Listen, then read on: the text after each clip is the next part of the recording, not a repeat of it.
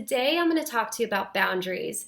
This is one of my favorite topics with clients because I see it as applicable on a personal level or a professional level whenever you're communicating with anyone.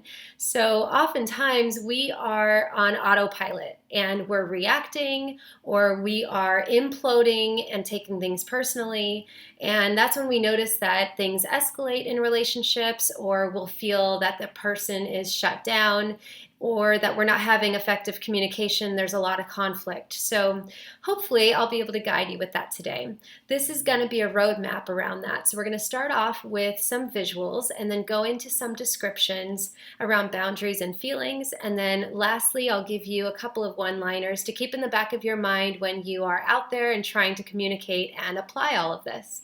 So to start off with, I want you to think about a screen door. So that's going to be the first visual. And that screen door is going to be what allows you to recognize that this is where I end and this is where the other person begins.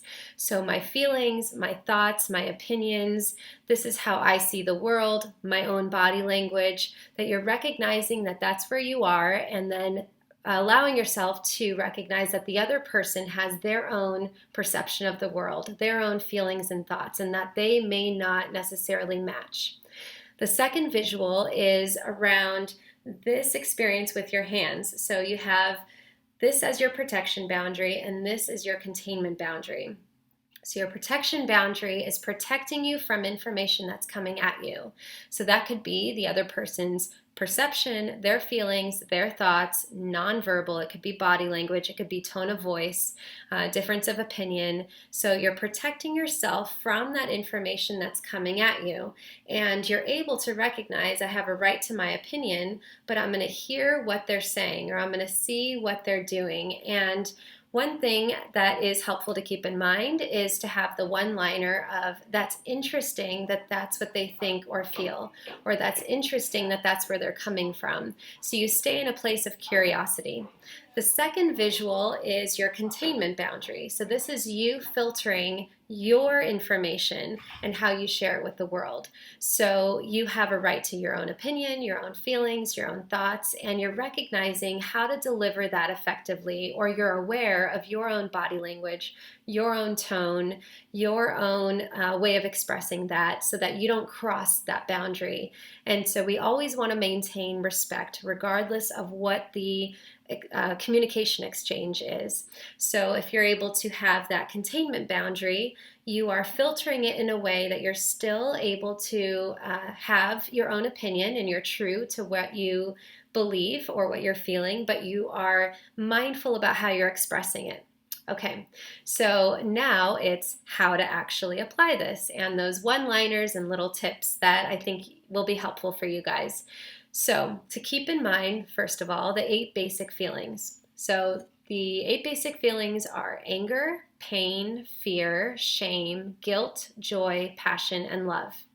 And if you think about all of those on a continuum straight across, that they are not ones for us to avoid or ones that are better or worse than the other ones. Yes, of course, some are more comfortable than other ones, but that we're able to look at them all as just feelings. So if the other person is having anger, or if they're having fear or pain or love or joy, that we're just able to start categorizing them as that's their emotion as well as our own.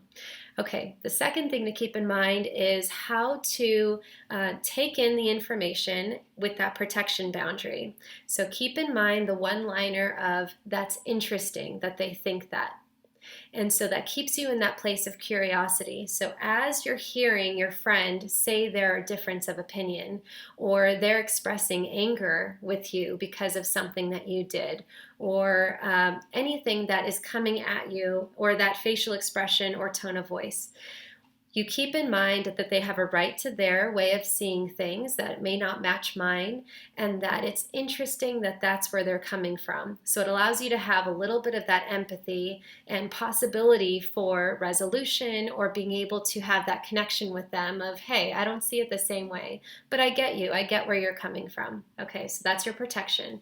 Now with your containment and how you deliver your perspective, being able to deliver it in the way with using this talking boundary. So the talking boundary is a specific format of speaking, and sometimes it can kind of feel like a script, but I like it because it gives you a guideline in being able to still be respectful, but then you don't have to just shut your mouth and stuff your feelings, and then you're also not exploding onto the other person and creating a big entangled mess.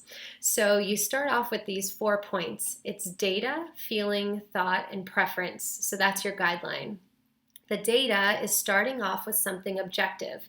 So if there was a video camera there and it recorded what had happened that created this feeling in you that you're wanting to share with the other person, when I saw this or when I heard this, and then you fill in the blank. So when I saw that you crossed your arms and didn't even say anything when I entered the door. So if there's a video camera there, it's objective because you can see that the person physically crossed their arms and did not verbalize anything when I walked in the door. Okay, so that's data, when I saw or heard this.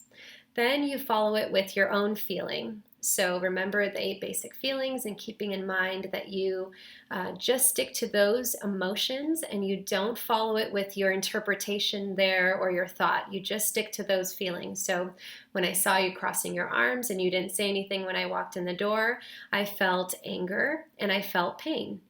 And so you keep it at that and you don't go into the explanation just yet. So really allowing yourself to just start separating, these are my feelings and these are my thoughts. So you're starting to get some discipline around that and being mindful about the difference of what those are. Then you follow it with your thought. So that's the third piece, remember. So the thought is your own interpretation of how you experienced the data, how you experienced that other person. So when I saw that you crossed your arms and that you didn't say anything when I walked in, I felt anger and I felt pain. And my thought was that you don't care about my feelings, or that you must be upset about something, or that I must have done something to offend you. So you go into your own interpretation. Everybody can have a different interpretation of the same data, seeing it from a different perspective. Then you go into your problem solving, which is the preference. So that would sound like, in the future, I would prefer, or it would be helpful if. So this is where you start to clarify, this is my need, this is what I want, and where we start to get some sort of resolution or at least a direction in that way, or even a space of, we can agree to disagree, and I hear where you're coming from, and being able to have that as a resolution. So data, feeling, thought, and preference. And lastly, having those one-liners as a reminder, keeping in mind, this is interesting that that's where they're coming from. So you have that in your mind and being in that place of curiosity when you're using your protection boundary or that they're on that side of the screen door. And then keeping in mind the data, feeling, thought, and preference when it comes to how you're delivering your information or how you perceived the situation. So those are the basics of boundaries, and if you have any questions, you can let me know. I hope this was helpful, and I'll talk to you next time. Bye.